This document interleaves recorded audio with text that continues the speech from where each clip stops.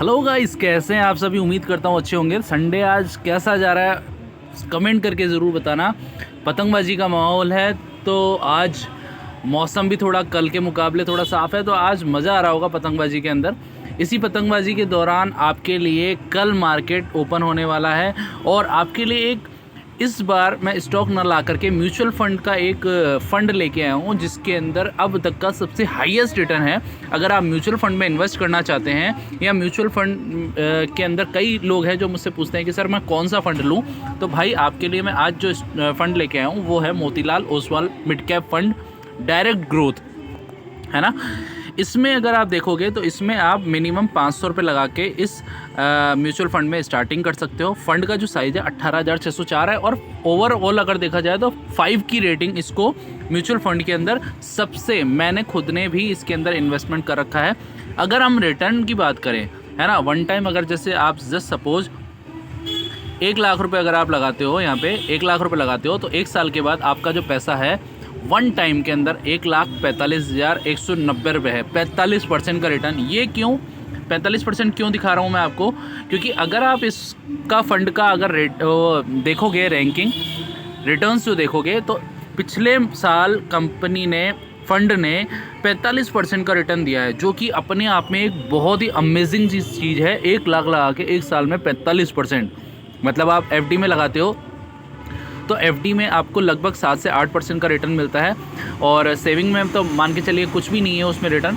तो इसके मुकाबले मोतीलाल ओसवाल का जो ये फ़ंड है ये भैया धुआंधार अभी मार्केट में छाया हुआ है और 1 साल का जो इसका ओवरऑल रिटर्न आप देख सकते हो वो 45% का है, जो कि ओवरऑल म्यूचुअल फंड्स के अंदर रैंकिंग अगर आप इसको देखोगे तो नंबर 1 पे ये आ रहा है। मतलब सबसे ज़्यादा हाईएस्ट रिटर्न आपको 1 साल के अंदर। अगर हम 3 साल का देखें तो भी नंबर 1 ही है। 3 साल का भी इसका ओवरऑल रिटर्न अगर देखा जाए तो लगभग 32% का आसपास है।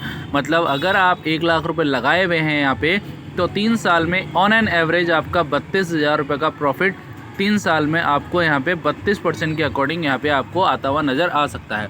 अगर जस्ट सपोज़ अगर मैं मंथली अगर SIP करता हूँ 500 रुपये महीना, है ना, 5 साल का ये आपको लॉक इन पीरियड दे रहा है, 5 साल आपको रखना पड़ेगा।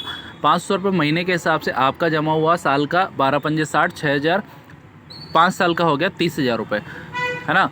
30,000 का ये आपको देख लो आप, अगर आपने 500 रुपये पर मंथ यहाँ पे इन्वेस्ट किए होते तो आज आपका पैसा 5 सालों के बाद 77,000 रुपये होता। क्यों 500 रुपये महीना, साल का कितना हो गया 12 पंजे 60, 6,000 रुपये, 6 पंजे 30,000 रुपये आपने 5 साल में जमा किए। 30,000 के आपको कंपनी यहाँ पे दे रही है 77,041 रुपये। मतलब लगभग ओवरऑल जो रिटर्न होगा वो लगभग 156% का रिटर्न है गाइस। 5 साल में कोई ऐसी कंपनी नहीं है, कोई ऐसा फंड नहीं है जो आपको इतना अच्छा मुनाफा बना के दे सके। इसमें Motilal Oswal mid cap fund जो है ये आपको कुछ ऐसे ही फैसिलिटी दे रहा है। अगर हम इसके अंदर बात करें तो इस कंपनी के अंदर होल्डिंग्स किस किस कंपनी की है, तो आप देखो कोफोर्ज है जिसमें लगभग 9.5-10% के आसपास इसका हिस्सा है। कल्याण ज्वेलर्स के अंदर हिस्सा है 10% के आसपास। पॉलीकैब है, ट्रेंट है। मतलब ओवरऑल जितनी नामी गिनामी कंपनियां हैं उन्होंने इस फ़ंड के अंदर हिस्सा बनाया हुआ है।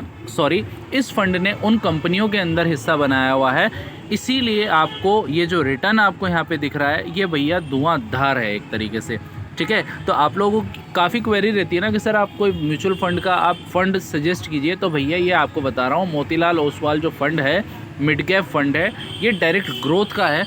इसमें आपको 1 साल में कंपनी ने यहाँ पे 45% का रिटर्न निकाल के दिया है। अब वो तो देखो फ्लक्चुएट होता है, इस साल 45% हो सकता है, अगले साल 50% भी हो सकता है 35% भी हो सकता है। तो ये सिर्फ फ्लक्चुएशन है, ये ओवरऑल एक मार्केट के हिसाब से भी डिपेंड करता है। जैसे पिछले साल का मार्केट काफ़ी अच्छा था तो उसके हिसाब से इन शेयरों ने अच्छा परफॉर्म किया, इसलिए इस फंड के अंदर आपका पैसा जो है काफ़ी अच्छा बना, ठीक है। उम्मीद करते हैं 2025 भी स्टॉक मार्केट के लिए अच्छा जाएगा और मोतीलाल ओसवाल फ़ंड जो है वो आपको इससे भी अच्छा रिटर्न निकाल के दे। बाकी हम सेबी रजिस्टर्ड नहीं है, तो जो भी आपका इन्वेस्टमेंट हो, जो भी आपका फ़ंड इन्वेस्टमेंट हो वो आप अपनी समझदारी से कीजिए। इसमें मार्केट बाबा का कोई रोल नहीं रहेगा। Thank you so much.